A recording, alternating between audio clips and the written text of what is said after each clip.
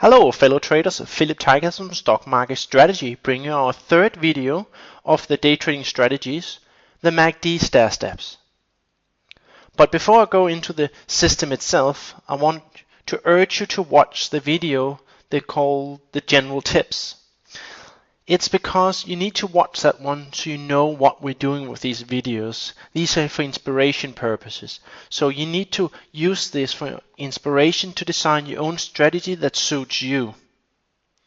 The next is that the other video will explain how you can safeguard yourself going forward using a simulator, minimum position size, and so on. So I really urge you to watch that video. The MACD strategy uses two very important components. Of course, the MACD itself, but also what we call the stair steps, which is very important because it's only because of the stair steps this strategy works. Now, with MACD, if you don't know what MACD is, I recommend that you watch our other free video, the MACD video, so you know what the MACD really tells you. But first, let me show you here. We have MACD crossover here. When the MACD, the cyan color, crosses up through the white line, which is the 9 exponential moving average, which also calls the trigger line. So when the MACD line crosses up through that, it's a signal. But it's not just that easy to trade the MACD. It has to be in the right market conditions. And that's where the stair step comes in. And this is very important, and I will show you what I mean with the stair steps. The stair steps is when the price, after making a new high, comes back and forms a low that is equal or higher than the previous high. So this low here is not allowed to push back further down than this high. So it works like a stair step. Here you can stair step up here. This is very important because it shows that the buyers are still very aggressive when sellers can't push it further down than that. And that's why this strategy works, not because the MACD signals a crossover, no. The MACD in this case is only what triggers our entry. The stair step is what makes this system work. Do not forget that. MACD is just an indicator still. It has to be during the right market conditions, and the stair step is a big part of what we call the right market conditions. Here's a list what you need to look for entries. You need to look for the MACD crossing up through the signal line, and then you need the stair step pattern. For a short signal, MACD crossing down through the signal line, but also stair step. The exit for the long would be you measure the last up move and project the target.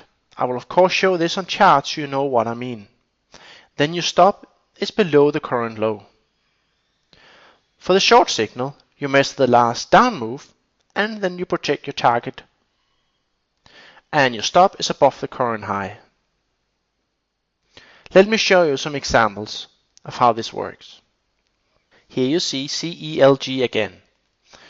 First we look for these stair steps, price coming back to maximum price ring high.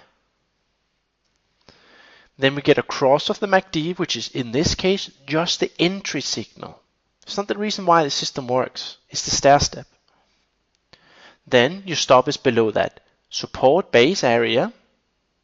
Then you measure the last up move, and then you project that from the pullback low, and then you get your target.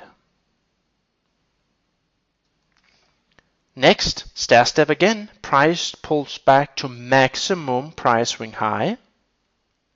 We get the MACD crossover. Then we place our stop below that swing low. We then measure the up move, and we then project that up, and that's our target.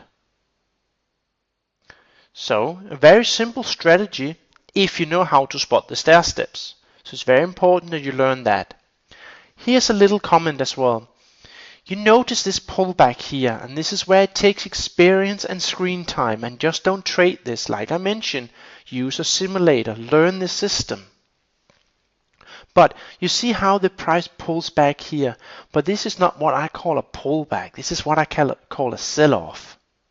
You see these pullbacks here, how we retraces with not that steep of a slope. We retraces sideways down. The same here. It's a control pullback. It's what I call a control pullback. Whereas here we're selling off steep. You see big red momentum bars closing at the low of the bar, showing weakness. When I see that, then I no longer look to trade it. But that doesn't mean that you can avoid these all the time. In this case, I would not take it, but even if you did, it's just part of trading. You cannot expect a 100% hit rate. But try to notice these sell-off here and compare it with these retracements and see the difference. It will help you weed out 1 loser, 2 losers, 3 losers, everything that helps your bottom line. Let's just look at another example. Here we look at Into. We look for the stair step, a control retracement back to the price ring high. Again, look at this control retracement. It's not a sell-off like up here where we just go vertical down. Then we look for a crossover. Again, just as the entry signal. Then we place our stop below the retracement. We measure the last up move and project that up. You can see here that we actually didn't hit the target, and this will sometimes happen. This is where you will have to use some common sense and go, it's really close to the target, so let me take some profit. If not, then at least when you see the market start selling off like this, you take your profit and go like, that's how trading is. Sometimes you get your full target, sometimes you don't.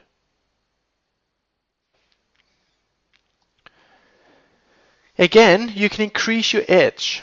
You can do that with these simple things, but remember, try to find out your own ways of increasing your edge.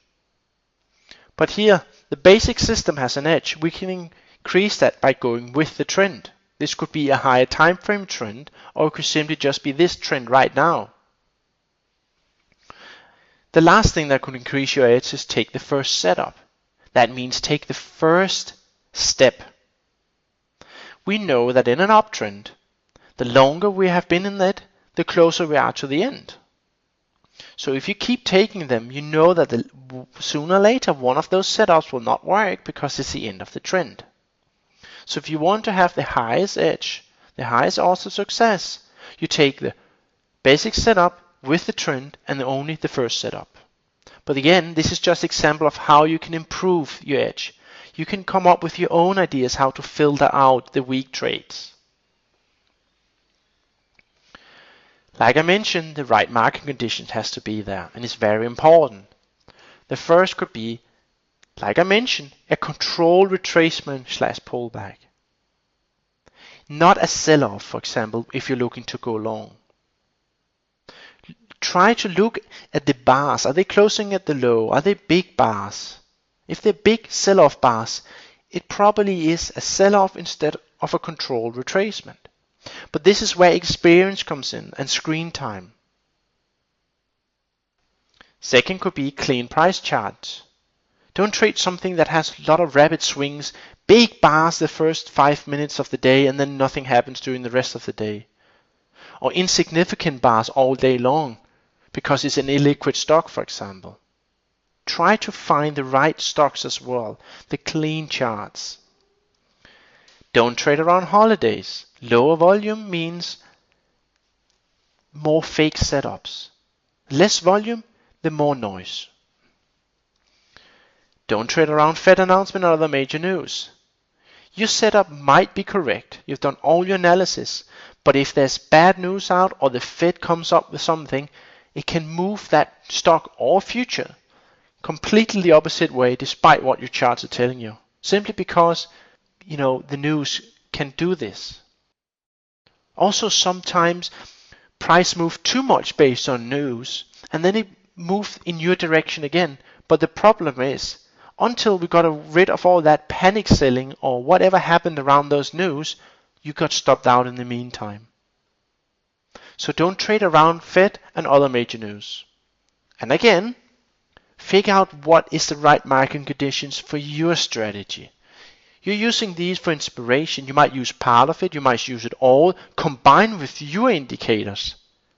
Then figure out what is the right market conditions from your strategy. Screen time, look at the charts again and again and again. Figure out why some works, some doesn't. Don't forget to subscribe to the channel so you don't miss out on future videos. If you have any questions, please feel free to leave them in the comment section below. And if you like this video, feel free to thumb it up. This ends the video. Have a good day.